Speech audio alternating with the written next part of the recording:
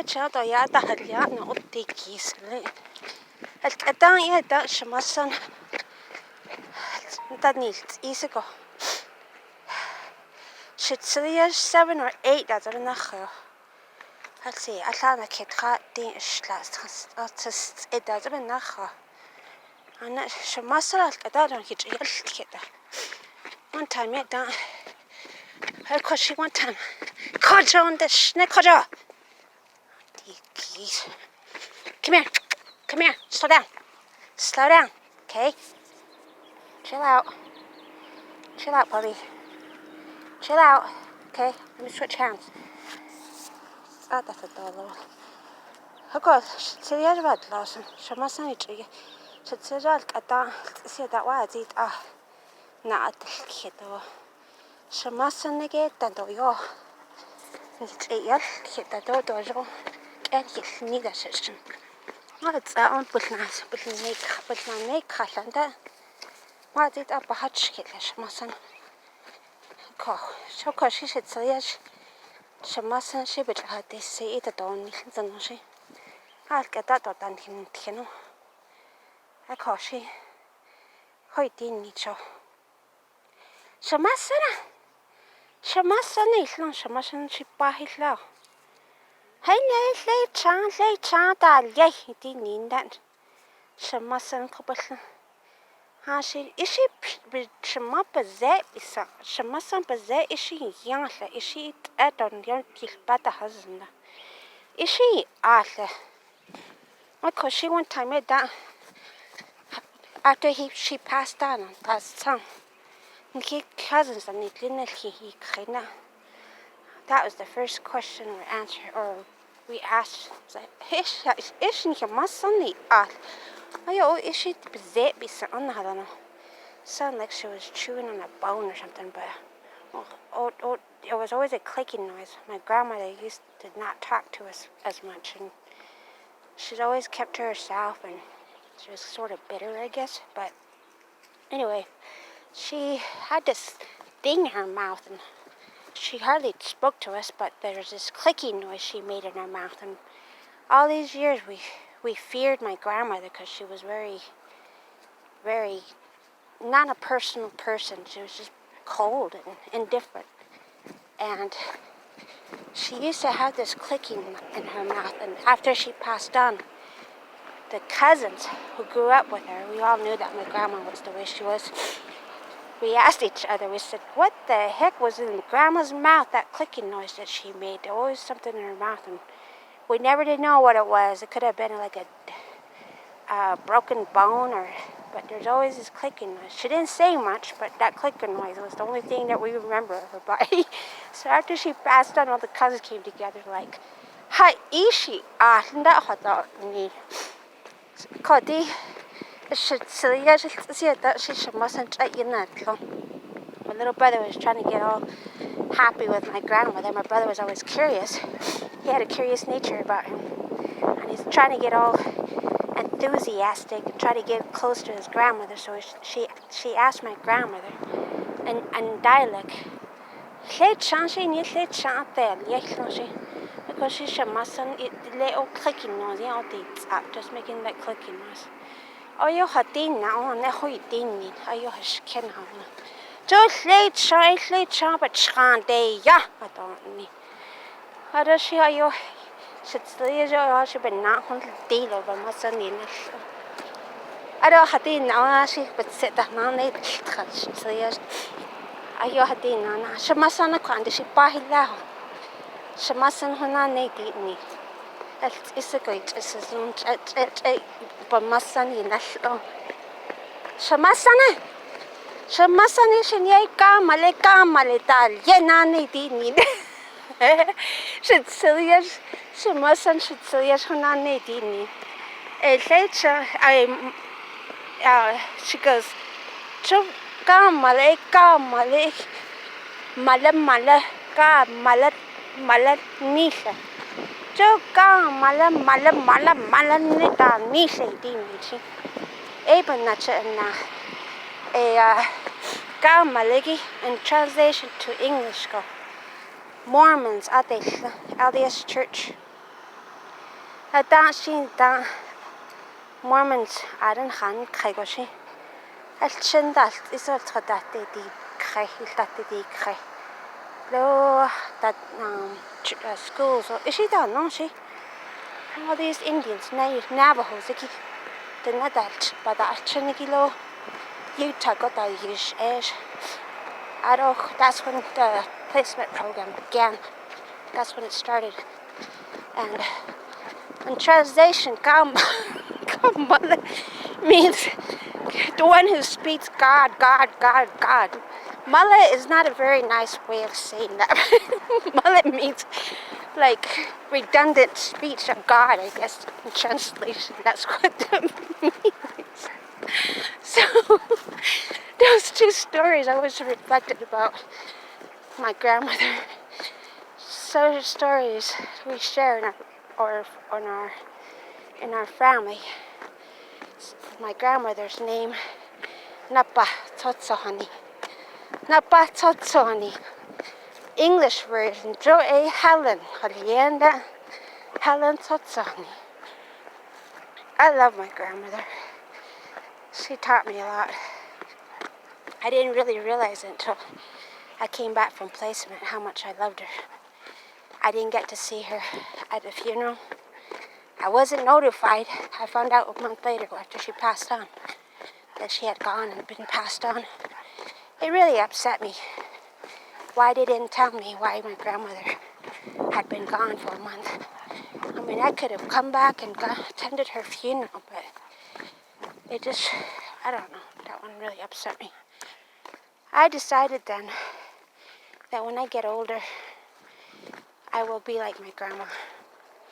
One of these times I'm going to switch over to my skirts. You see, in my family, all my aunts, my mom's sister, Elizabeth, Mabel, the elderly. I love my aunt Elizabeth, Mabel, Phyllis. It was harsh living when they were growing up. There was lots of harsh stories back then when the Navajo Nation was going through their changing. After a time period, when you're under reservation, there's certain changes that has taken place, like stock reduction, getting used to your food, like coffee and beans. I mean, not beans, but what was it that they had to get used to? They had to get used to certain foods that had been brought over, flour. And anyway, my grandma, George Totsoni and Nabah Totsoni, they actually got involved with a store. There was a trading post there in Salina Springs, Arizona, and they brought whiskey to them. My grandpa fell to whiskey.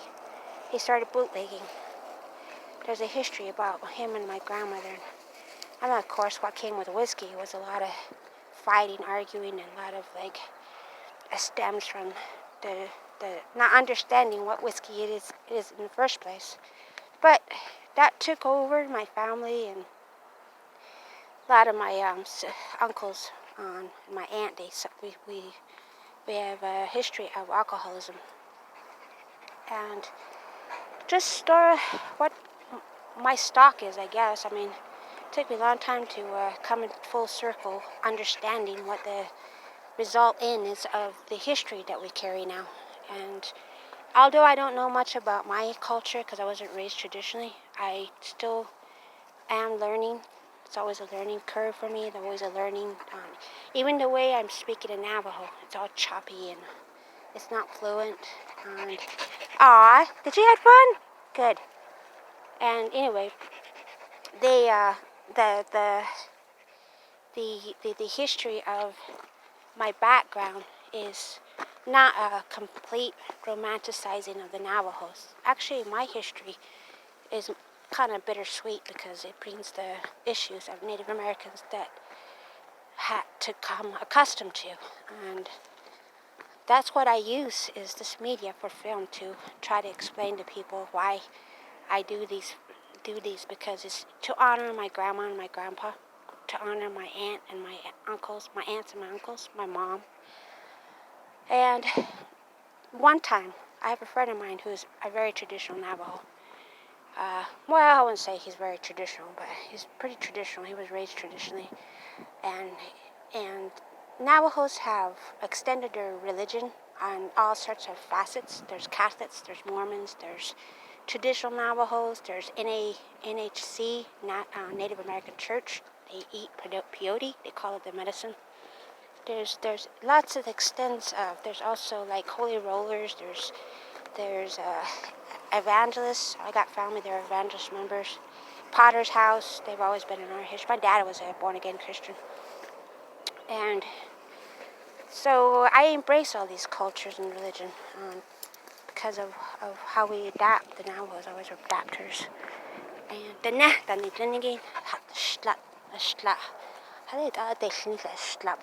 something about the five-fingered beings, because I know a little bit of the Navajo philosophy, which is first world, second world, third world, fourth world. Now we're in the fifth world. And shla basically means the four fingers with the thumb in our culture. So the story that I tell about my family is bittersweet. My friend told me, he says, the way you speak is weird.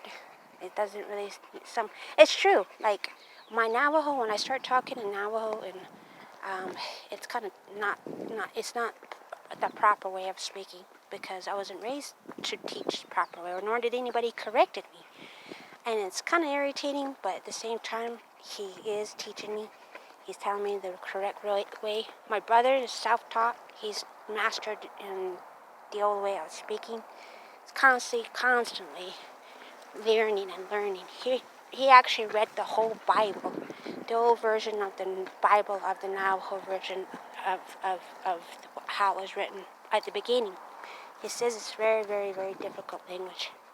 Come on, puppy, let's go this way. Kajanan, Loda Hanlieg, a can't Loda Hanlieg. Shall buy all that, or what side house, what saw hat, or not down George. So a big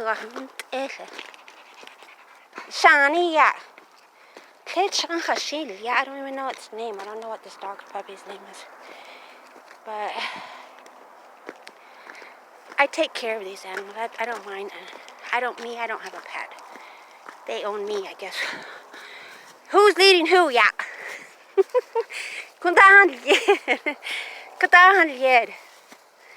And that teacher of mine, he's always telling me that I don't speak fluently Navajo correct way, and I just joke and say, "Well, what did you expect? You know, I'm from the projects. You know, I lived in Canyon-de-Shea housing. I went to boarding school. Canyon-de-Shea housing, we call that Beverly Hills. Those housing in Beverly Hills, 86503, they're still built. Those houses need to come down and be rebuilt again. I grew up there, decided to go on placement. Went from boarding school to placement for 8 years, and I go back to that place. I call it my stomping grounds. I live there in the corner of the house, and that's what I have to explain to him. I was like, not a lot of Navajos get what you have, you know, or grew up with what you have. Sheep, cows, traditions. I'm 46 years old, and I'm doing the planting of the corn and singing and going to powwow, learning about these religion that we are so blessed with. Religion, culture, very, very complicated. Hopi culture is very, very complicated. They have a lot of deities. We have a lot of deities. We call them the holy people. And it started out with this man named Arnold Wilson. He was my professor at Dene College. 1996-97 was when I went to school there to take foundations of Navajo culture and the language too. What little bit I did learn, I wasn't a very good student. He left an impression on me, Arnold Wilson. Another man to really understand and know and appreciate is Ivory Denny.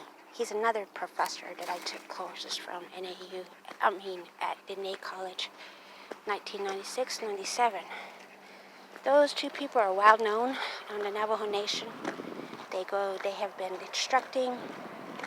They're both, Ivory's more strict than Wilson. Wilson is a grandpa. He's a senior. Him and Mr. Denny, they are warriors as far as teaching foreigners and people alike that are coming to our nation to visit. So,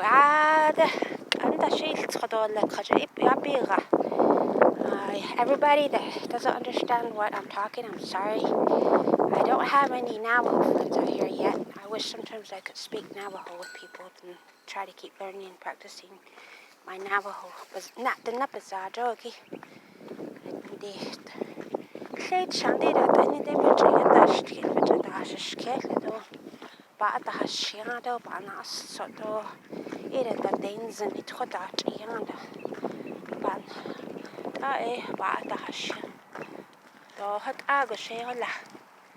There'd be no spirit in the world, I guess. We're just existing like elements or some kind of weird sand stuff down there. Is she not old? Yeah. Have a good day. Goodbye.